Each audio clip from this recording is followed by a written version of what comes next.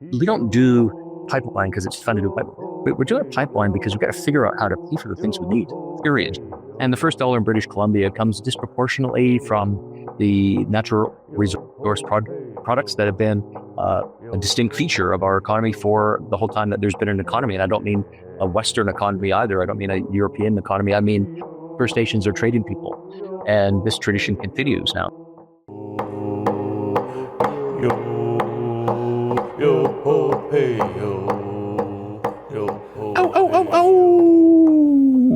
Good afternoon, listeners. Here we are, partway into season 3 of Rez Dog Walkers.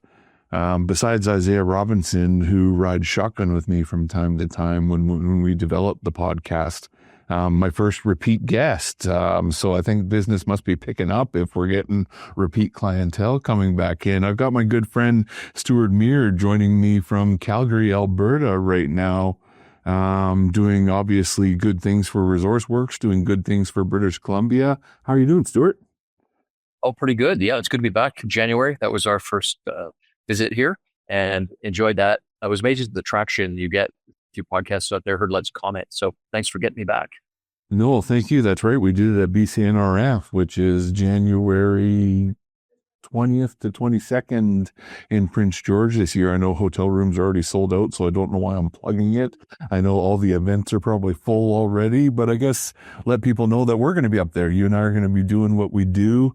You and I have a lot of similarities in we both really love British Columbia. We both really see the potential and opportunity, and we both really want to see it realized. I don't think we need to go too much into the introductions as you're my first repeat guest, but I want to talk about IPSS. I was honored and delighted when ResourceWorks reached out and asked me if I would be willing to be part of the advisory council for the Indigenous Partnership Success Story. Why don't you talk about this new advisory group that you guys have put together?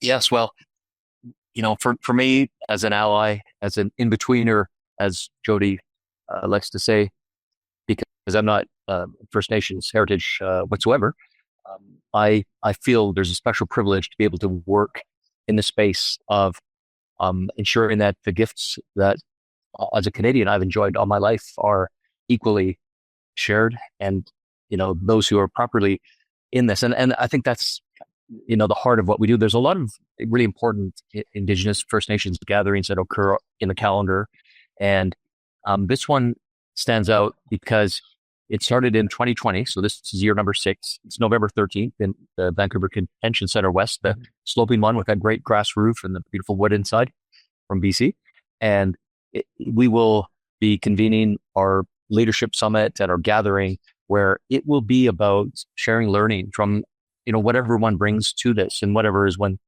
seeking to take away. And we'll be open this year by the Lieutenant Governor, which is a great honor for us. We will have not only yourself coming out, but we have invited, and we've had this received. It's in ink, so I can say it. Ellis Ross is going to come back, a rookie MP. It's hardly a rookie in government or governance or leadership, but a rookie in Ottawa. And he's going to come out especially for this to give us what he is wanting to share.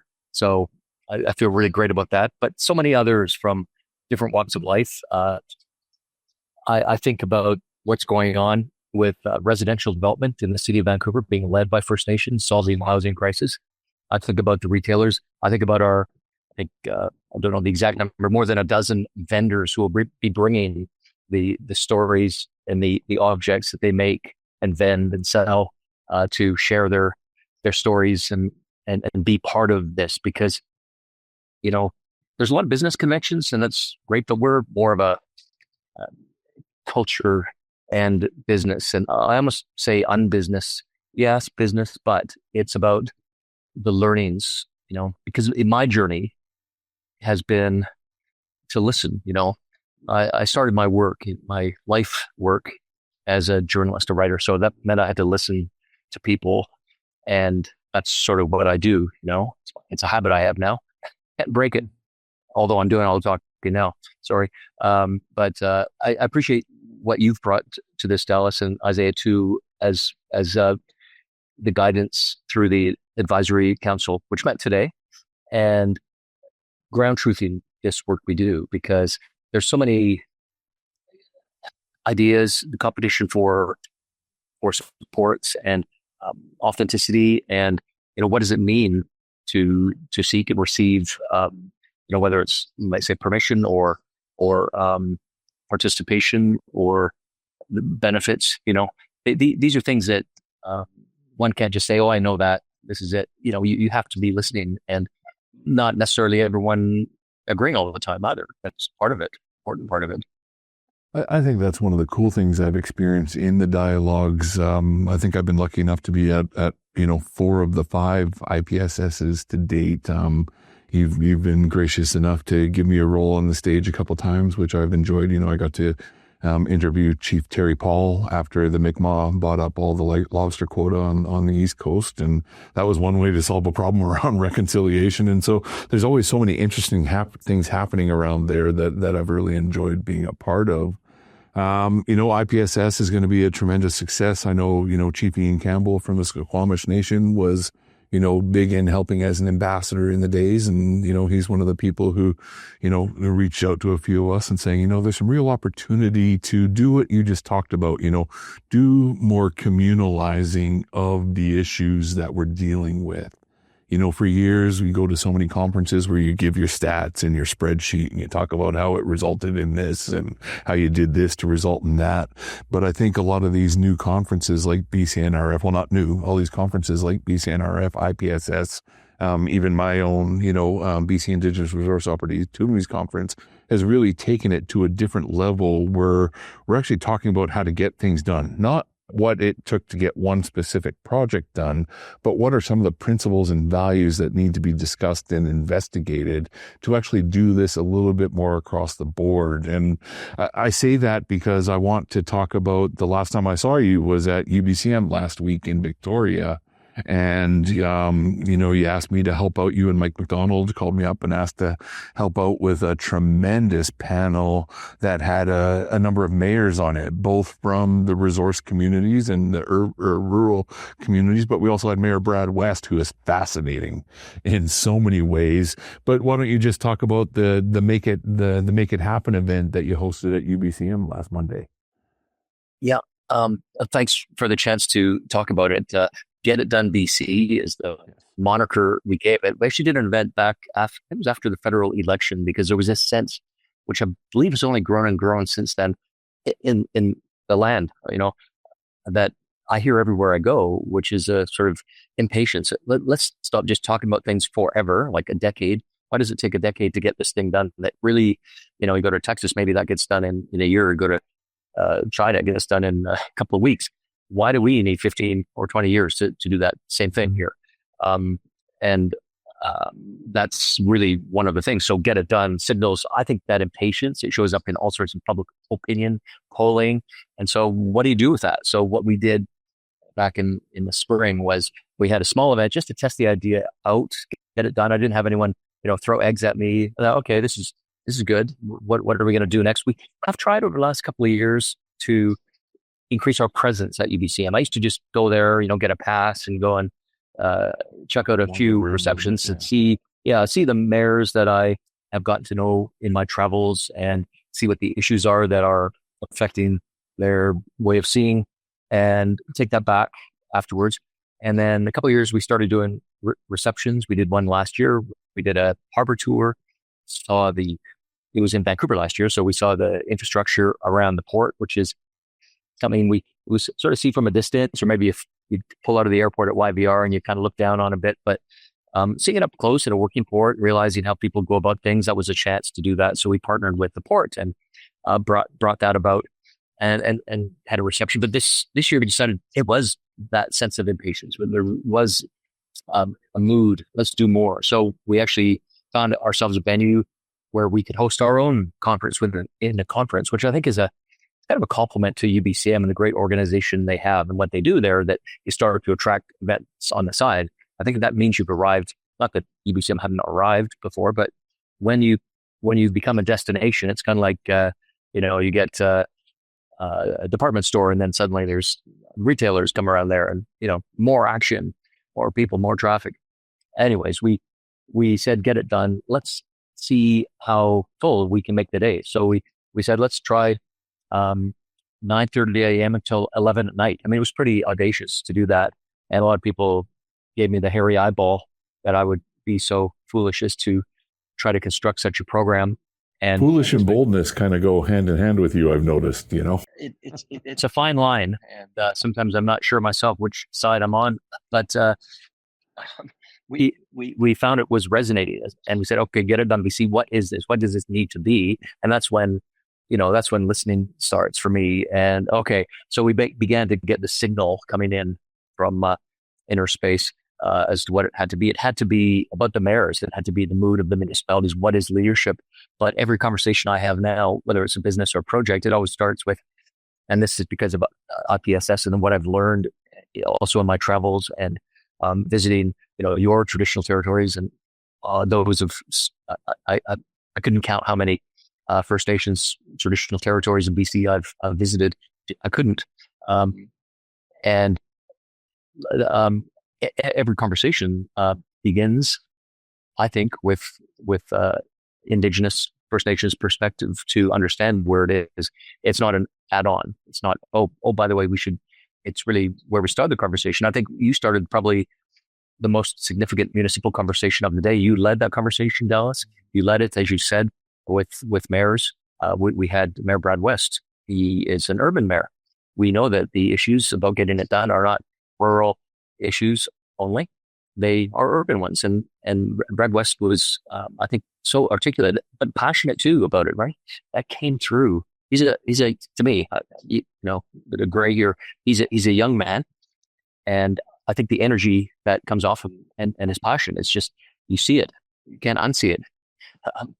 Having Mayor Leonard Krogh there from Nanaimo, he's such a great fellow, Crown prosecutor, served 13 years in the BC legislature, then say, you know what, I'm ready to be a mayor. And so he went home to Nanaimo and he's been doing that for a good number of years. And I've had a chance to meet him. And then Mayor Kermit Dahl, who's interesting because he's this catalyst of big part of, they launched an organization, a new mayor's organization.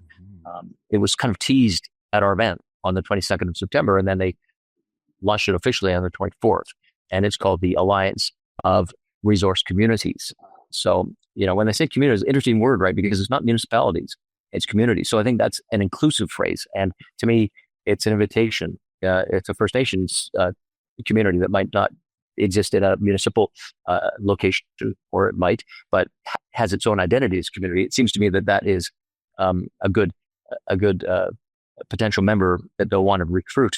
And if you look at Mayor Dahl's recent statements in forming this, he sent a letter to 150 municipalities all across BC to say, look, we've seen these issues stack up, and again, it spoke to the issues of impatience, frustration that we get it done.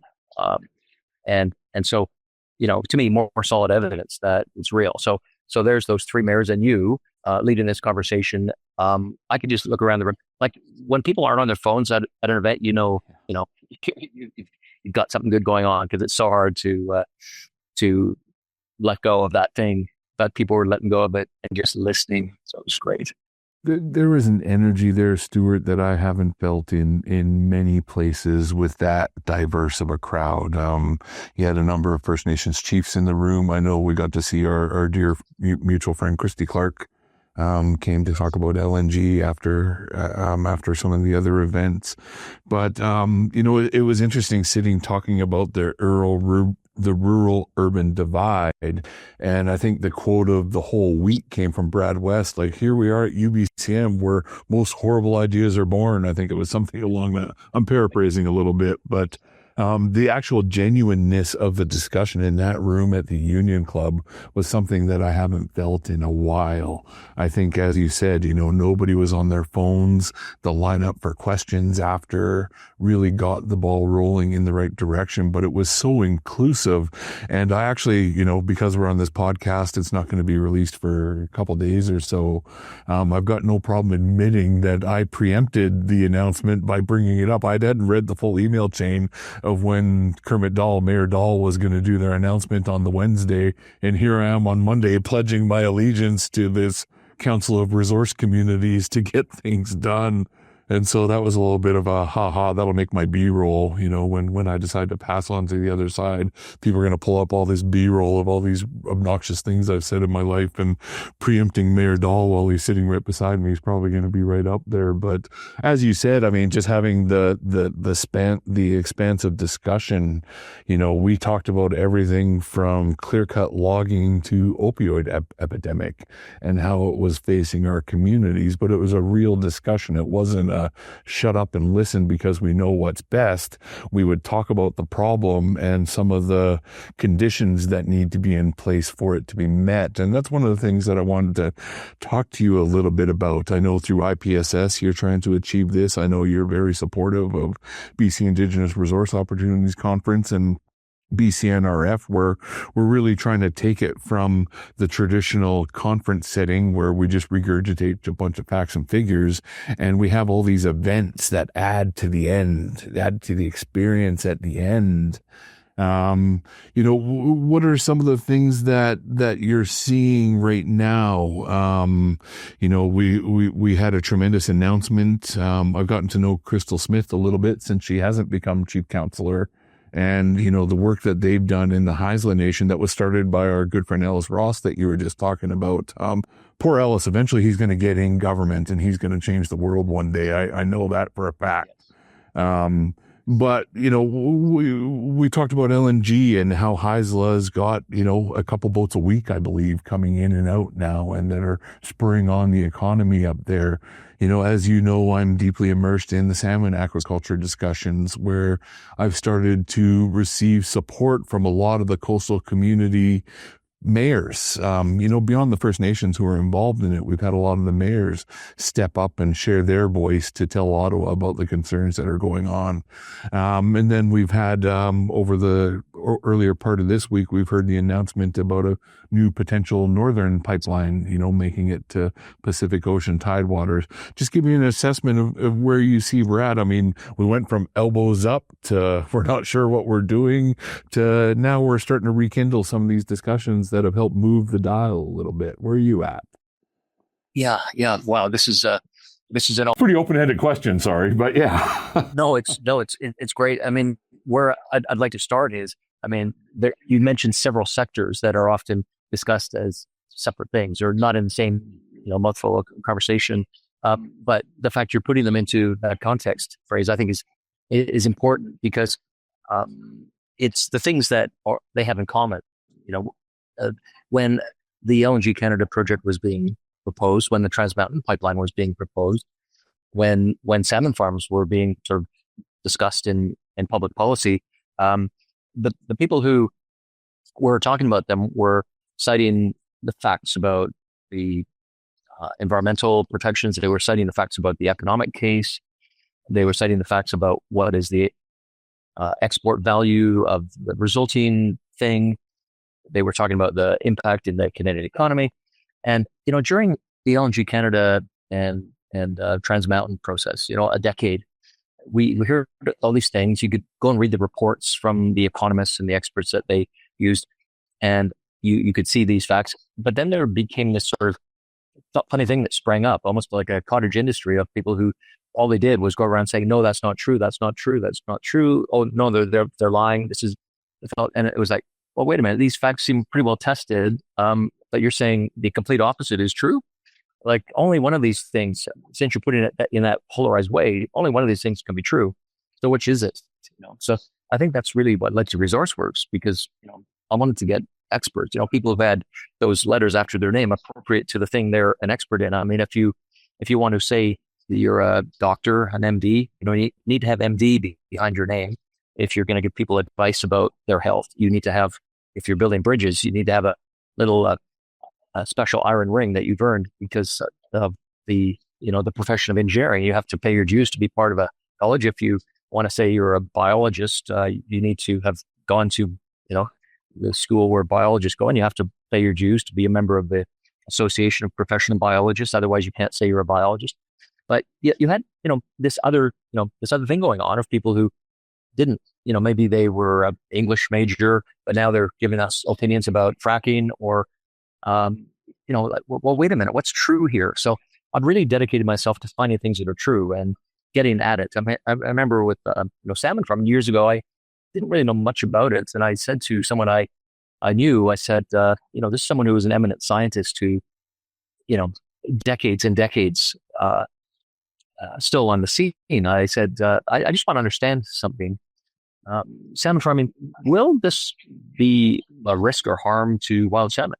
And, he looked me in the eye and I looked him in the eye and I waited for his answer. I wanted to know truth from this eminent scientist, one of the world's great experts in wild salmon, and a renowned federal civil servant who served people for his entire career. He looked at me and he said, Stu, the wild salmon are safe with salmon farming. And since that day, I have gone about my business with not expert advice that I've just dreamed up, but rather with the knowledge that has been shared with me by someone who's qualified. It's the same thing with all music. Now, look, the last thing I want to say and just sort of cap off this is, Trans Mountain, there were people saying, oh, this thing is a white elephant. What a waste of money. No one is ever going to want that terrible. Who would want oil? Who would want that stuff? LNG, what is that even? Is it a thing? No one's going to want that. Who's going to come to Canada, lousy old Canada, to get the stuff that no one wants, that the world's getting off? And it's just a dumb project. Who would want it? And the media give that kind of equal weight. So you'd have someone say, well, we've got this professor of economics who studied this thing, and they've given us this 300-page report with economic modeling and run through their supercomputers, and they've established that. And then you got someone who's just come from their sociology class and are saying, no, that's all lies. Okay, well, it turns out now we've got evidence. We've got the receipts for what's actually happening in the world. Trans Mountain this year is on track. They did a little update. The company, it's a Crown Corporation. It's owned by the people of Canada. So everyone listening to this, if you're in Canada, you're an owner, congrats, you own a pipeline that's going to deliver $1.25 billion to the federal government, which is going to help pay for all that stuff that the federal government does for us, not including the post offices now, I guess, but everything else. And it's real. It's real money, right? The world wants it. We're now an oil trading serious country. We're not like the biggest in the world, or I think that's the United States and Saudi Arabia, but we're a country that is recognized now. LNG, exactly the same thing. You mentioned a couple of cargoes a week, and they are now European national owned state oil companies are buying, like France just bought, or the French state oil company Total just bought a portion, like a share, like 5% of one of the upcoming, the next wave of LNG projects. Why? Well, not because they're going to get LNG delivered from Kitimat or up the coast somewhere else to the coast of France. No, not because of that. It'll come from other places, but because it gets them into the trade. They are players in energy, and so I'm still learning so much. But I'm going to say that it's true for anyone who's listening, who for years was saying, no, this is all a fiction. It's not a fiction. What we were heard all along was true. It was true because the experts understood it. It was true because the regulators, who we, the people, have working for us to ensure that things are done as they should be. It's true because the 50 plus conditions that were on the example of Trans Mountain, were doing that. I mean, I'll say this about salmon farming. We talk about oil, but you take a mature salmon that's ready for market, that's got the value of, more or less a barrel of oil. Like, it's renewable. It creates local employment year round where it's hard to get jobs. It, we know scientifically, does not harm wild salmon, and it's done safely. In my travels meeting the people who care for those animals, what blew my mind was they'll talk about my animals, the animals I care for in my job, ownership. Those animals that I love are doing fine. They're healthy. And if I thought that my job led to wild salmon being harmed, I would be out of here. I would not be doing this job, because I'm here to look after my animals and also to protect those wild salmon. And every salmon that we pull out of the water, out of the farm when it's ready for harvest, that's a wild salmon that doesn't need to be slaughtered. That's such a huge point. And it's interesting, how we start to push back on that with facts. I feel like I'm a broken record when I say this. I'm a child of the Great Bear Rainforest. That's where I grew up and learned how to be a man, was watching the propaganda between forest companies and environmental companies go back and forth in government, just sort of trying to figure out where they fit in that. A couple of Supreme Court cases, helped entrench my ability to have a position in the discussion, but also the need to manage my traditional territories to increase the level of human well-being for my citizens and the number of citizens up and down the coast. And so, as First Nations, we get stuck in this, either you're a conservation nation or you're a developing nation. And for some reason, we're not allowed to be both and have that balance. And that's why I'm so intrigued at what you guys do at ResourceWorks and my friends at C3. Like, it's about the balance of trying to achieve a better way of life for First Nations people, but also people have started to realize if we're healthy and being, prosperous, that wealth stays within the region. I think of the economic boom that is coming to the Kitimat area, thanks to the vision of people like Ellis Ross and Christy Clark, who really sat through the naysaying and got through to the other end, where that's going to have so much spin-off economy that's there. We're trying to realize that with the salmon farms. We're trying to illustrate how much the salmon farms are a foundation for everything else that is going on. LNG is an interesting one, because we're even talking about LNG in the middle of Vancouver Island now from a storage facility. We have a deep water port. As this industry starts to pick up and we start to try, and to all my coal mining friends on the episodes who are listening, we're still going to need coal because we need steel, but we're seeing LNG replace a lot more dirty fuels that have been in there. And it's interesting watching where we're at in that combative discussion right now. Watching, like you said, the sociologists and the different people who aren't actually learned in the things they're waxing politically on about. I wonder how many of them realize how crippling it can be to our economy on some of those things. And then they take for granted, like, well, that's why we have 12-hour waits in waiting rooms, because we don't have enough money to hire enough doctors and have the infrastructure in place to do this. We can only do that through the sustainable development of natural resources. And if we do it right, it's beautiful. You look at Norway and other jurisdictions where they found that balance. And it's amazing for Canada to be such a have country, to be working from such a have-not position. I don't know if that makes sense as I'm spitting it out, but usually when you and I are on their second Guinness, it makes sense to us a little bit more as we kind of meander through our discussions. But that's what you've been talking about the last little bit. But what do you see going forward now that we have a mobilized community group that's about get it done, make it happen? What's just some of your thoughts going forward on how we, the rural-urban divide's more fallacy than it actually exists, but how do we illustrate that to people to realize that there's no real divide? It's something that we're all in together.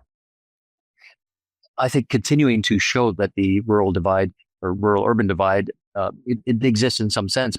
Also, you've got the leadership, people like Mayor West in Port Coquitlam. Also, we had Mayor of Surrey, Mayor Brenda Locke, who was on the panel about home energy, and she showed up. That's the fastest growing, and I think the largest municipality in British Columbia. And that is a huge statement that the room was able to see who's there. So that's important. But I think just went back to something about making it real part. That first dollar that circulates around, that you get when you put a cargo load of frozen salmon, maybe it's wild salmon, maybe it's farm salmon, on that plane, and it takes that off to New York for the banquets of New Jersey and the weddings, and goes to Japan, or all the places that goes to. It's pre-sold. It's pre-sold. That dollar comes in. How would you get that dollar if you didn't have that? Would you get it from, your barbershop? Someone comes and gives you $1. Is that a dollar that's been created? Well, no, that's a dollar that's kind of circulating around. So that's not a first dollar. Like when you go to the, coffee shop and buy a coffee and they say thank you and give them a tip, that's not a first dollar because you already had it in your pocket. The first dollar comes from, trading for something. You take this load of lumber, softwood lumber, to the United States, which is killing us on their tariffs. But they send that money to the company here, and then that money is able to pay its pledge of that new dollar. But the other thing is that, people who trade with us, what said in their things to us, they have this horrible habit. They insist on being paid money for the things they send us. There's nothing we can do about that. They demand money when we buy an iPhone. We're out of baubles and trinkets now, so. Yeah. So how do we get that money to do that? Well, we have to trade for it too. So that's really the essence of that first dollar trade. And the first dollar in British Columbia comes disproportionately from the natural resource products that have been a distinct feature of our economy for the whole time that there's been an economy. And I don't mean a Western economy either. I don't mean a European economy. I mean, you can find one of those hollow cylindrical shells that you find on the prairies. Guess where they come from? From some incredibly tech savvy First Nations from hundreds of years ago, maybe millennia, who were figuring out how to get that off the sandy bottom with these dredging devices and then trade them for whatever they needed from across the Rockies. First Nations are trading people, and this tradition continues now. So for that natural resource products, we talked about this last week. Can you charge extra if it's more responsibly harvested or developed? It's kind of hard to do that. You might be able to get a premium in certain markets, but generally speaking, a molecule of gas is a molecule of gas. So, it is important, obviously, that we meet these standards, but we're still competing in a dog eat dog world, Rez Dog eat dog world. And, people insist on paying us what they're willing to pay, and not a penny more.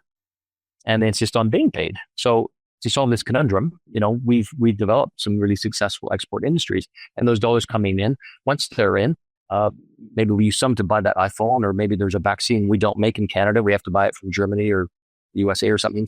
And we got to have that. Otherwise a person's going to die. So let's get that.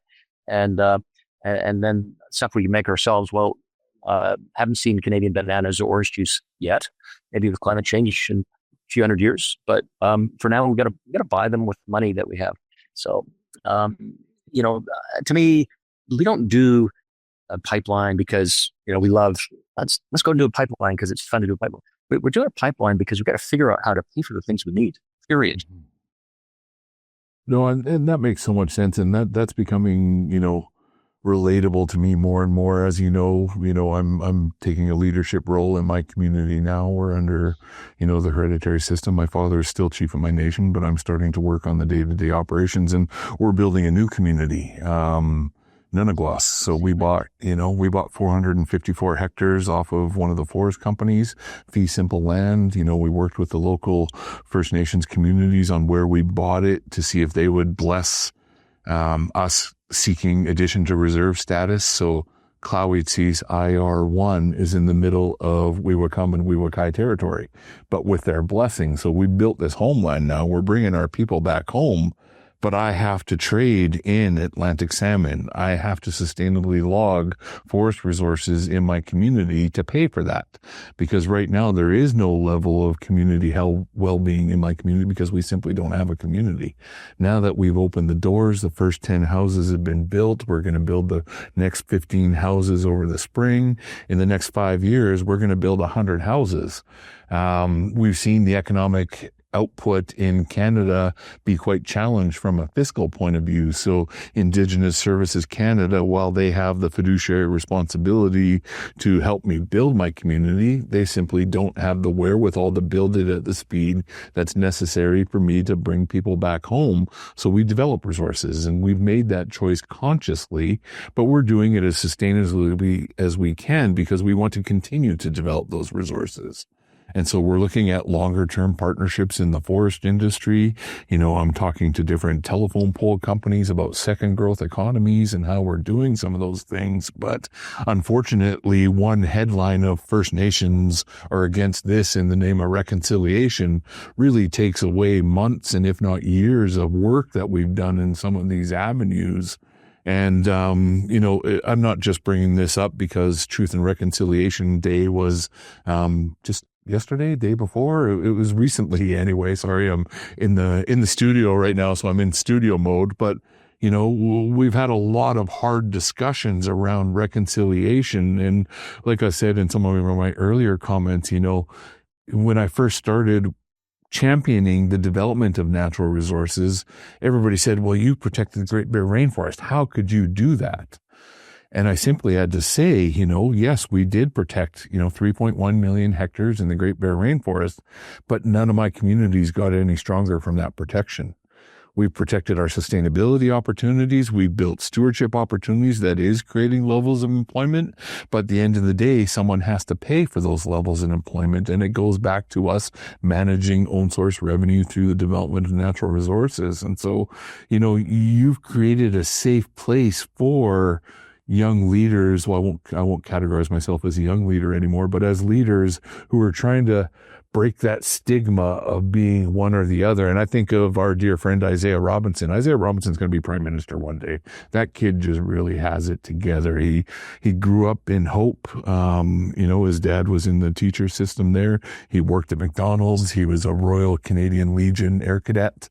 He was really just brought up to have the best of both worlds. He's got an MBA from SFU now, and he is living that balance. And, opportunities like you created at UBCM last week. And again, we talk about IPSS and BCNRF and BCI Rock. We're having the platform for people to actually share these stories, but we're pumping up to the volume where people are listening to them now. I think I'm probably in a proactive, really good feeling week because more people want to hear these stories. I actually got to do a podcast this morning with someone that you might have hooked me up with, you and Stu McNish. Stu McNish is creeping around the studio here somewhere, but the Indigenous Investment Council out of Great Britain. I did a 45-minute podcast with them this morning just about that actual balance. So what are some things that you want to continue to do to just help storytellers tell the full story, not the piece that the Anglos want to hear, not the piece that industry wants to hear, but how are you going to continue to just keep opening up opportunities for us to, delete some of the myths around First Nations and reconciliation, the Earl-Urban divide. Those kind of fit hand in hand in my eyes sometimes. And, what are you going to continue to do to try help fix that? And it's not your responsibility. No one's tasked you and said, Stewart, come fix this up because... Yeah, I think it is my responsibility, Dallas. Okay. Yeah. I as a journalist, as a journalist, or how, I just want to understand that a bit better. Just as a citizen? Yeah. As a citizen, as a father, husband, Canadian, I think the great life that I've enjoyed, healthy place, and that my family enjoys is because of the stewardship of the Indigenous peoples of British Columbia, and I spent my earliest years in Alberta too, and I do feel I have to do this work. I feel that for the case of businesses, I had the great privilege of meeting the late Senator Murray. Help me out, Murray Sinclair. I met him when we invited him to IPSS number 2 in 2021. I met Senator Sinclair, and he moved all of us in the words he gave us, and also in the text he gave us 10 years ago. Truth and Reconciliation Commission, what he published, number of calls to action. I don't know why it wasn't call to action number like in the single digits, but for some reason it was call to action number 92, way down the list. It was like, hey, Canadian businesses, you should be involved in this. So, like, you have a duty to be involved in it. I think that's true. And, that's sort of a starting point for what we've done at IPSS. Here's a place where businesses, but there's another principle too, I think is really important. And I need to put a stake in the ground on this, which is that if there's a lesson of history, and I did 2 degrees in history, that's kind of before I got into journalism. And if there's something to be learned from history, in the case of Canada, it's hey, I've got a solution for you. Not such a great idea as a sort of mental frame for how we conduct ourselves with those, we interact with. I think the first thing is to listen and to be invited. So when I've traveled, I've always said, well, my principle of my travels has to be that I'm going to where I'm invited or I'm wanted. And if I'm not invited somewhere, I'll hope to be invited there another time. And then when that invitation happens, that's when I'll go there. And that's how I traveled around the North, especially the Northwest and lots of other places and the island. And when someone invites you to their place, they're giving you the gift of that invitation, and then you can listen and hear. So if you storm in and say, hey, you should all live in this big house down the road. I want all your kids to come and study there. They're going to be great. We'll teach them the Bible. And okay, that was someone bringing a solution in. There's probably lots of other examples of that. I think we should know by this time that I'm not needed to come in and say, hey, I've got a solution for you. You should incorporate this business, or you should adopt this business model. But what I found that there in the space of Call to Action 92 that is really a moral duty that we all have as Canadians is to be, and then again, I think back to Jody Raybould Wilson's words of what does it mean to be an in-betweener, to have this privilege as an in-betweener. I think it means that it's creating space and holding space. And then, hey, if you want to come to this space that I've created, I'm inviting you to do that.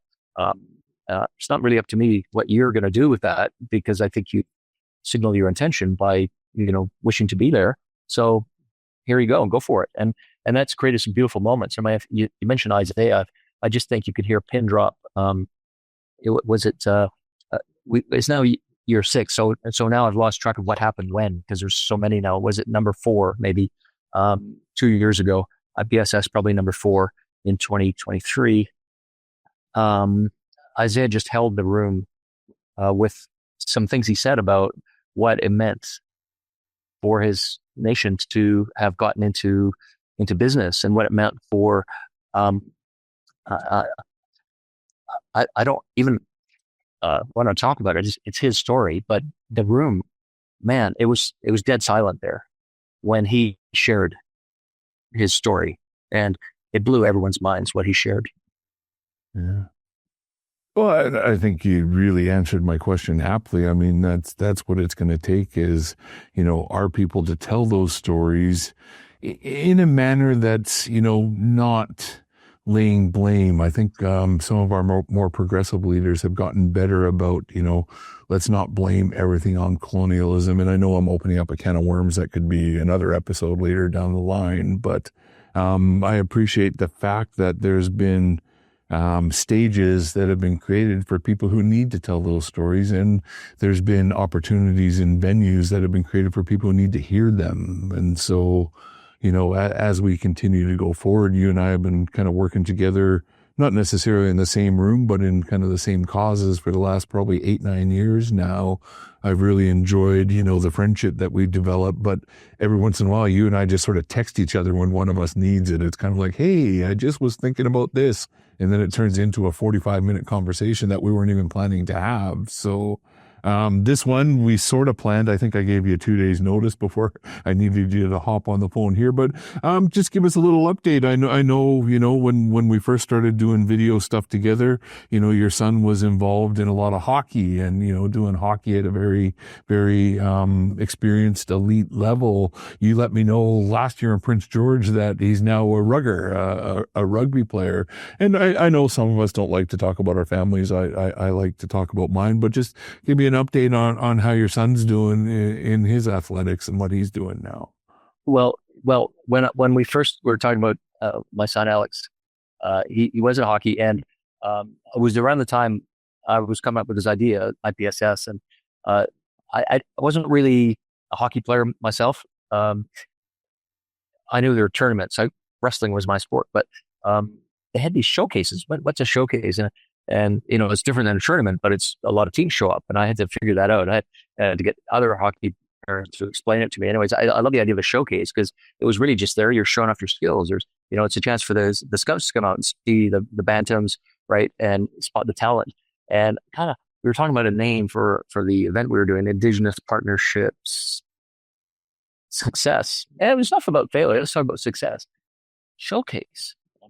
And because people are going to come and show off their skills and show off what they're doing, and kind of, I borrowed it from watching my son being down at the rink. There's a connection there. Anyways, yeah, he pursued rugby, and he wanted to play in a rugby country that's, up there in the top. And so he said, go to Ireland, because when I did the the cheek swap to find out my DNA. It's like all from Ireland and northern, like Scotland and Ireland. And that makes so much sense in so many ways.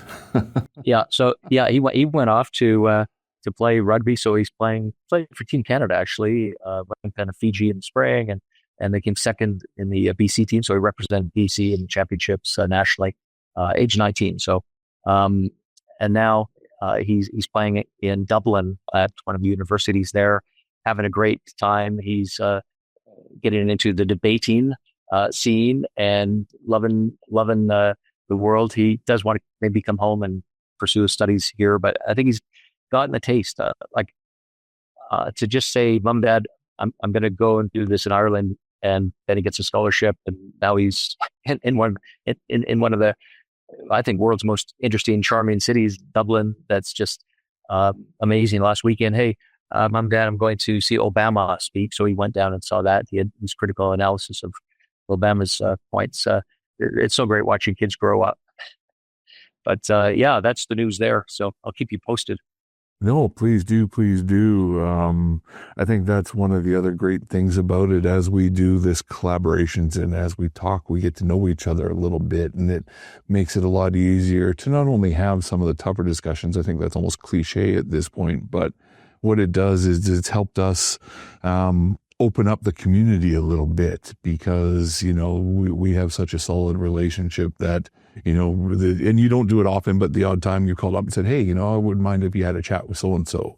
And the fact that we have a relationship between us that knows we don't bullshit each other and waste each other's time, I think is just part of the solution that, I was asking you about, is how do we kind of open up some of these envelopes for discussions, but keep it in a place where it stays comfortable. I mean, obviously we have to get into our uncomfortable zones every once in a while, but we don't have to live there. I think that's one thing I'm trying to learn as I get a little bit older and a little bit slower and a little bit less patient, is I don't have to live in controversy. I can dive in it every once in a while. I can deal with it. I can manage it, but I don't have to live within it. And that's something I think I've learned just from the years I've spent with you, my friend. So, well, the work you're doing, that you're here and you're healthy and you're contributing so much.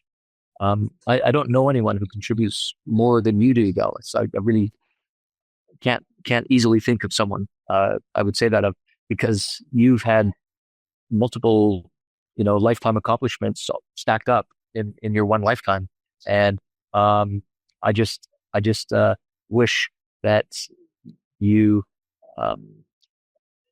everywhere you go, you find in others, every single person you ever meet, who find the same love in their hearts as you have in yours, because you care about people, and it's your work. And I'm just really proud to know that you're my friend and that I'm on your podcast.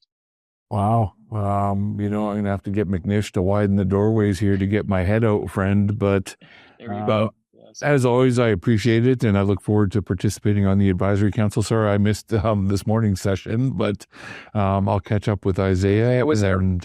And we'll definitely see you at IPSS in November, and I'll catch up with you in Prince George. Maybe, why don't we set a date to get together in Prince George, and we'll have your third appearance on the show. All right. Sounds good. All right.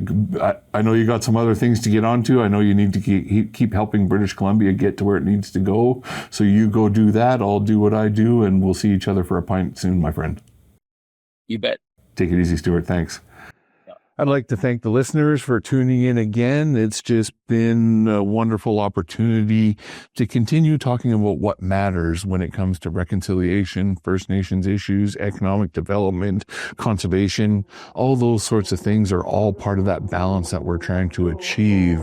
And now I need to put my plug in for June 3rd to 5th in Nanaimo. I'll be hosting the 11th annual BC Indigenous Resource Opportunities Conference. Might be 10th, might be 9th. COVID messed us up. We lost a couple of times. So I try to call it the 10th year every time, because 10th always sounds so special. So maybe the first 3 or 4 more will be the 10th. It's kind of like when I first started the podcast. I'd like to acknowledge my first guest when we were on episode 8, I think. So eventually someone's going to call me on my bullshit, but we'll have a good time with it. So thank you all for being here, and we look forward to seeing you on the next episode. Ow, ow, ow, ow! Yo.